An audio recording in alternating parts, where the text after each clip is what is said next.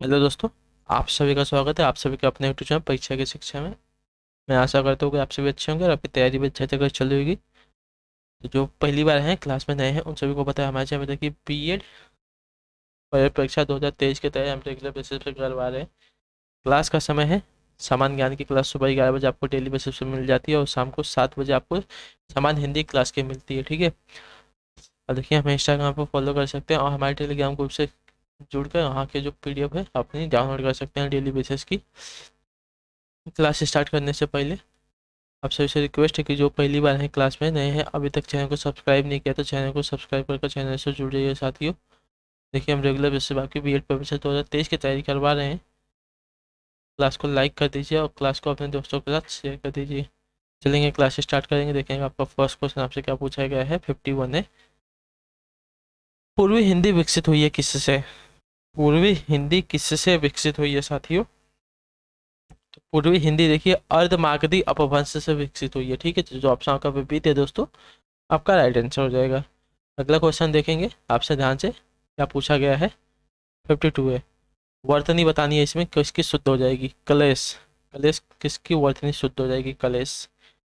तो कलेश option B option C दोनों की वर्तनी शुद्ध है। तो जो ऑप्शन आपका बी और सी में से किसने भी टिक किया है दोनों राइट हो जाएंगे।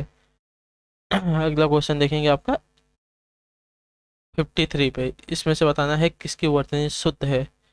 श्रृंगार। ऑप्शन नंबर जो सी वाला श्रृंगार दिया गया है श्रृंगार आपका शुद्ध वर्तनी शब्द हो जाएगा। यहाँ पे एक ही नहीं रहता है सिर्फ एक ही रहता है। तो जो ऑप्शन आपका पे सी थे दोस्तों आपका राइट आंसर हो जाएगा। अगला क्वेश्चन देखेंगे आपका 54। इस पे बताना है किसकी वर्तनी शुद्ध है? वेशभूषा। वेशभूषा में किसकी वर्तनी शुद्ध हो जाएगी? तो वेशभूषा। ऑप्शन बी ऑप्शन सी सब सेम दिए गए हैं सबकी वर्तनी शुद्ध है। ठीक है। सब सेम दिए गए हैं किसी का कोई गलत नहीं है। तो जिसमें ऑप्शन आपका वेशभूषा की वर्तनी आपकी शुद्ध हो जाएगी। अगला क्वेश्चन देखेंगे आपका 55 नंबर 55 नंबर है। ध्यान से देखिए क्या पूछा गया है आपसे अच्छे से देखेंगे। हिंदी वर्णमाला में स्वरों की संख्या कितनी होती है? हिंदी वर्णमाला में स्वरों की संख्या कितनी होती है साथियों? तो देखिए 11 होती है याद रखिएगा। ये कौन कौन से होते हैं?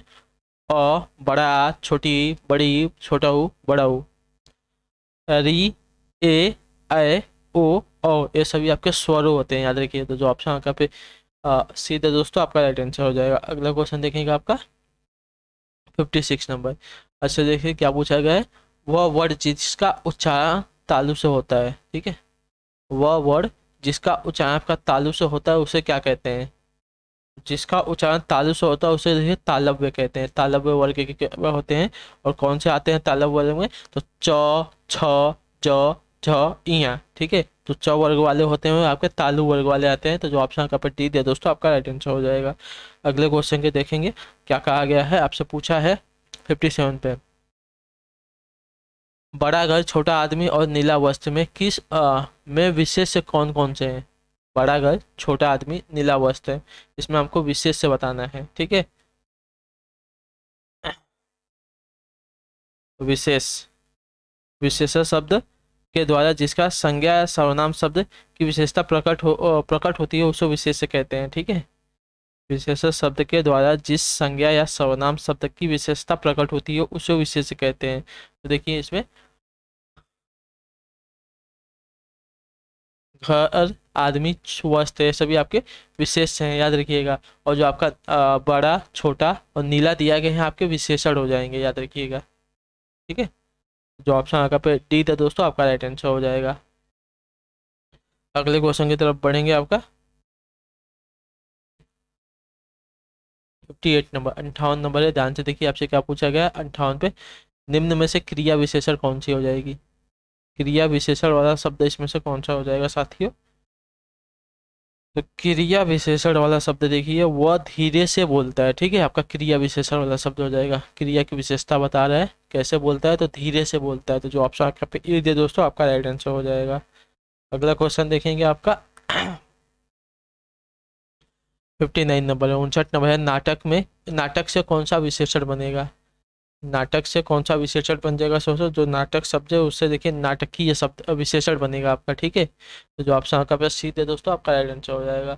अगला क्वेश्चन देखेंगे आपका 60 नंबर है, 60 नंबर है। क्या पूछा है आपका, 60 पे है, पढ़ रहा था इसमें कौन सी क्रिया है। पढ़ रहा था इसमें कौन सी क्रिया है साथियों। पढ़ रहा था इसमें देखिए संयुक्त क्रिया है, ठीक है। जब कोई क्रिया दो क्रियाओं के संयोग से निर्मित होती है उसे संयुक्त क्रिया कहते हैं, ठीक है। सोने लगा, ठीक है। सोने लगा, सोना और लगा दोनों क्रियाएं ही हैं। तो जो ऑप्शन यहाँ पे देखिए पढ़ रहा था, पढ़ना और रहा था दोनों आपकी क्रिया होती है। तो जो ऑप्शन आपका पे सी दे दोस्तों, आपका राइट आंसर, सॉरी ए दिए दे दोस्तों, आपका संयुक्त क्रिया हो जाएगी। अगला क्वेश्चन देखेंगे आपका 61 नंबर। अच्छे से देखिए क्या पूछा गया, कौन सा शब्द विशेषण है। होली, बहन, व्यक्ति, काला, विशेषण कौन सा है, ठीक है। विशेषण पूछे आपसे, तो आपका देखिए अभी आपको बताया गया था काला, ठीक है, वो आपका विशेषण होता है, ठीक है। तो जो ऑप्शन आपका पे आ, डी दिया दोस्तों, आपका राइट आंसर हो जाएगा, ठीक है। काला आदमी, तो काला आपका विशेषण हो जाएगा, आदमी जो है आपका विशेष हो जाएगा। अगला क्वेश्चन देखेंगे आपका 62 नंबर, 62 नंबर। आपसे क्या पूछा, व्याकरण की दृष्टि से प्रेम शब्द क्या है। अब वह है भाववाचक है, क्रिया है, विशेषण है। प्रेम शब्द की बात हो रही है, तो प्रेम शब्द आपका कैसा होता है। प्रेम शब्द देखिए आपका भाववाचक संज्ञा है, ठीक है। जो ऑप्शन आपका पी दिया दोस्तों, आपका राइट आंसर हो जाएगा। ध्यान से देख लीजिए, जिन संज्ञा शब्दों से व्यक्ति, स्थान अथवा वस्तु के गुण, दोष और दशा, अवस्था आदि का बोध होता हो उसे भाववाचक संज्ञा कहते हैं। अगला क्वेश्चन देखेंगे आपका 63 नंबर, 63 नंबर है। आपसे क्या पूछा गया है, 63 पे निम्नलिखित में से किस वाक्य में अकर्मक क्रिया है साथियों। किस वाक्य में आपका अकर्मक क्रिया है, तो अकर्मक क्रिया, ठीक है।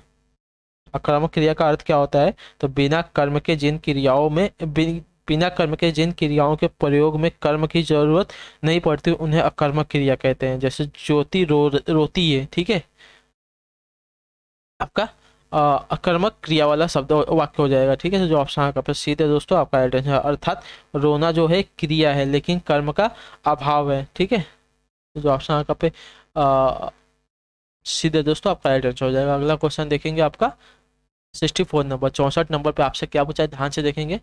मैं अपने आप वस्त्र साफ कर लेता हूँ, इसमें वाक्य में कौन सा सर्वनाम है साथियों। तो अपने आप देखिए आपका आपका निजवाचक वाक्य हो जाएगा, ठीक है। जो ऑप्शन आपका पे सीधे देखो, निजवाचक सर्वनाम आपका हो जाएगा। जो सर्वनाम शब्द वाक्य में कर्ता के साथ आ, अपनापन करने के लिए प्रयोग किए जाते हैं उन्हें निजवाचक सर्वनाम कहते हैं, ठीक है। तो जो ऑप्शन आपका पे सीधा दोस्तों, आपका राइट आंसर हो जाएगा। अगले क्वेश्चन जब पढ़ेंगे 65 नंबर, ध्यान से देखेंगे आपसे क्या पूछेगा 65 पे। यह कमला की गाय है, ठीक है। यह कमला की गाय है, कौन सा कारक है इसमें। तो देखिए यह कमला की गाय है, संबंध कारक है, ठीक है। दोनों का संबंध हो रहा है, तो जो ऑप्शन आपका पे डी है दोस्तों, आपका राइट आंसर हो जाएगा। अगला क्वेश्चन देखेंगे, संज्ञा के जिस रूप से वस्तु और व्यक्तियों में संबंध का पता चलता हो उसे संबंध कारक कहते हैं, ठीक है। अगला है आपका 66 नंबर, 66 नंबर है। अच्छे से देखिए, अभिनेता का स्त्रीलिंग, अभिनेता का स्त्रीलिंग आपका अभिनेत्री होता है, ठीक है। तो जो ऑप्शन आपका पे बी दिया दोस्तों, सही उत्तर हो जाएगा। अगला क्वेश्चन आपका 67 नंबर, 67 पर देखेंगे, एकल शब्द का तद्भव रूप क्या हो जाएगा। एकल शब्द का तद्भव रूप क्या होता है, तो एकल का तद्भव देखिए अकेला होता है, ठीक है। जो ऑप्शन आपका पे सी दिया दोस्तों, आपका राइट आंसर है। अगला क्वेश्चन है, अच्छे से देखेंगे आपका 68 नंबर है। क्या पूछा है, करपट शब्द का तद्भव क्या रूप हो जाएगा। करपट शब्द का तद्भव रूप क्या होता है, करपट का देखिए कपड़ा होता है, ठीक है। जो ऑप्शन का सीधा दोस्तों, आपका राइट आंसर हो जाएगा। अगला क्वेश्चन आपका 69 नंबर, 69 नंबर है। नीचे दिए गए अनेकार्थी शब्दों को एक अर्थ के साथ लिखा है, उसका दूसरा अर्थ बताना है। काल का यमराज होता है, इसका दूसरा शब्द क्या हो जाएगा, काल। काल का अनेकार्थी शब्द देखिए, समय भी होता है, अवसर होती है, अवधि होती है। तो जो ऑप्शन आपका पे सीधा दोस्तों, आपका राइट आंसर हो जाएगा, ठीक है। मौसम, यमराज, ये सभी होते हैं। तो जो ऑप्शन आपका पे सीधे दोस्तों, आपका राइट आंसर हो जाएगा। अगला है आपका 70 नंबर, 70 है। सु उपसर्ग का प्रयोग हुआ है किस में, बताइए। सु उपसर्ग का किस पे प्रयोग हुआ है, तो आपको सामने दिख रहा है, जो ऑप्शन नंबर डी दिया गया है, सुलेख में, ठीक है। सुलेख में आपका सु उपसर्ग का प्रयोग हुआ है साथियों। अगला क्वेश्चन देखेंगे आपका 71 नंबर, आपसे क्या पूछा गया है, 71 है। किस शब्द में उपसर्ग नहीं है?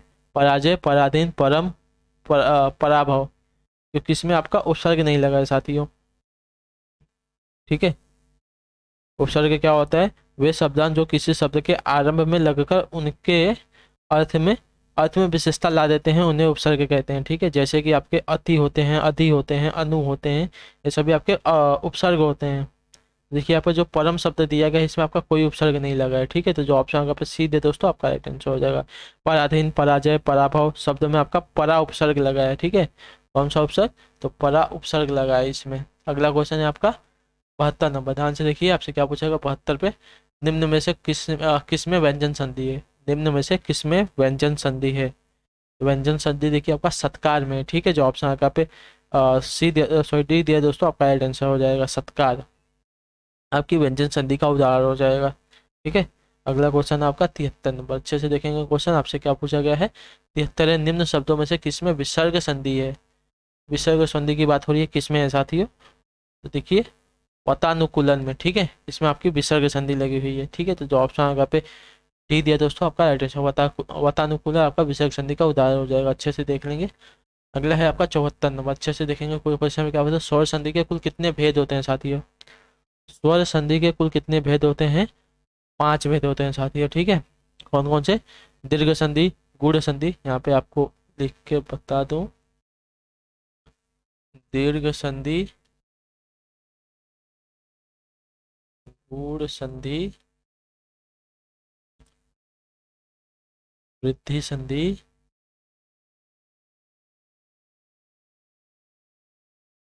और आपकी यड़ संधि, और इसके बाद आपकी अयाति संधि आती है। ठीक है, ये आपके हो गए कुल स्वर संधि के कुल कितने पद होते हैं? 5 होते हैं। दीर्घ संधि, गूढ़ संधि, वृद्धि संधि, यड़ संधि, अयाति संधि, याद रखिएगा। अगला क्वेश्चन देखेंगे आपका 75 नंबर है। 75 है, यथार्थ में कौन सी संधि लगती है साथियों? यथार्थ में कौन सी संधि लगती है? तो यथार्थ में आपकी दीर्घ स्वर संधि लगती है। ठीक है, तो जो ऑप्शन आपका पे ए दिया दोस्तों, आपका राइट आंसर होगा। और यथार्थ में देखिए आपका संधि विच्छेद क्या होता है? तो यथा, धन, अर्थ, ठीक है, मिला के आपका यथार्थ बनता है। तो इसमें देखिए जो आपका यहाँ पे प्रयोग होता है अ धन बड़ा आ मिलकर आपका किस में परिवर्तित होते हैं? तो बड़ा आ में। तो यहाँ पे आपका देखिए दीर्घ स्वर संधि हो रही है। तो जो ऑप्शन आपका ए दिए दोस्तों, आपका राइट आंसर हो जाएगा। और इसी के साथ जो आपके यहाँ पे हिंदी की क्लासेस कंप्लीट होती है। आई होप कि आपको क्लास अच्छी लगी हो। हमें कमेंट करके बताइएगा आपको क्लास कैसी लगी। बाकी आपका कोई भी डाउट हो, कोई भी प्रश्न हो, कमेंट में हमें पूछ सकते हैं। और टेलीग्राम ग्रुप से जुड़कर इसका पीडीएफ डाउनलोड कर डिस्क्रिप्शन में उसका लिंक दिया गया है। बाकी जो बच्चे क्लास में नए हैं उन सभी से रिक्वेस्ट है कि चैनल को सब्सक्राइब करके हमारे साथ जुड़ जाइए। देखिए बीएड पर पूछा 2023 की तैयारी आपको रेगुलर बेसिस पर करवा रहे हैं। क्लास को अपने दोस्तों के साथ शेयर कीजिए और क्लास को जितना हो सके उतना लाइक कीजिए। बाकी हम आपसे मिलते हैं आपकी अगली क्लास में, तब तक के लिए टाटा बाय बाय, जय हिंद, जय भारत। आप सभी का शुक्रिया क्लास से जुड़ने के लिए साथी।